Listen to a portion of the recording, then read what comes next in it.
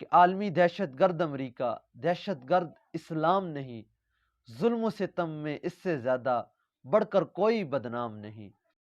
السلام علیکم معزز خواتین و حضرات، کل میں نے بات کی تھی ڈاکٹر عافیہ صدیقی پر، اور آج خبر ملی ہے کہ ڈاکٹر عافیہ صدیقی کے ساتھ ڈاکٹر فوزیہ صدیقی کی ملاقات کرائی گئی ہے۔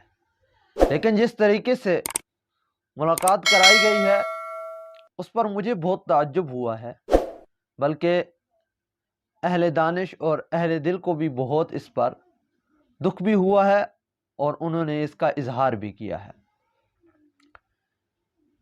کہ 20 سال بعد ایک بہن کو امریکی حکومت نے ایک بہن سے ملنے کی اجازت تو دی، لیکن کس طرح دی کہ بیچ درمیان میں دونوں بہنوں کے درمیان میں ایک موٹی شیشے کی دیوار رکھی گئی، جس سے وہ ایک دوسرے کو نہ گلے مل سکتی ہیں، نہ ایک دوسرے کو صرف دیکھ سکتی ہیں، ایک دوسرے کو نہ چھو سکتی ہیں، نہ ایک دوسرے کو چوم سکتی ہیں۔ آپ خود اندازہ لگائیں کہ یہ ظلم نہیں تو اور کیا ہے۔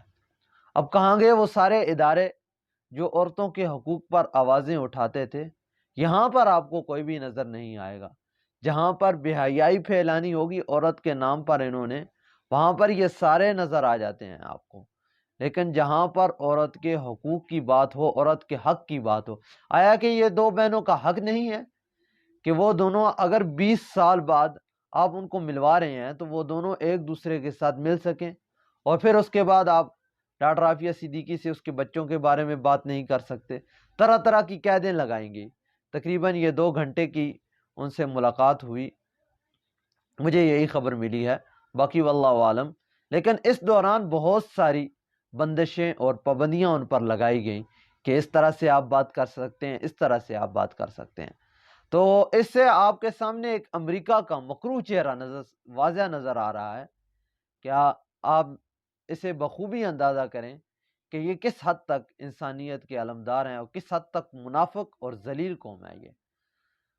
وہ بچپن میں ایک نظم سنی تھی، اس کا ایک بہت ہی پیارا شعر ہے، مجھے ذہن میں آ رہا ہے ابھی، کہ عالمی دہشت گرد امریکہ دہشت گرد اسلام نہیں، ظلم و ستم میں اس سے زیادہ بڑھ کر کوئی بدنام نہیں۔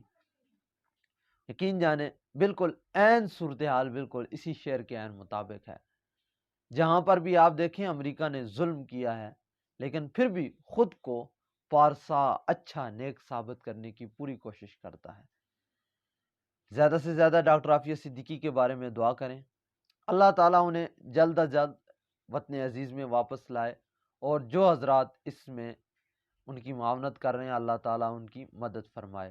کل بھی میں نے بات کی تھی سینیٹر مشتاق احمد صاحب، اللہ تعالیٰ انہیں اس کام پر، ان کی کاوش پر اجر عظیم عطا فرمائے۔ بہت ساری دعاؤں کی ان کو ضرورت ہے، اور مجھے بھی اپنی دعاؤں میں یاد رکھیے گا۔ اللہ حافظ۔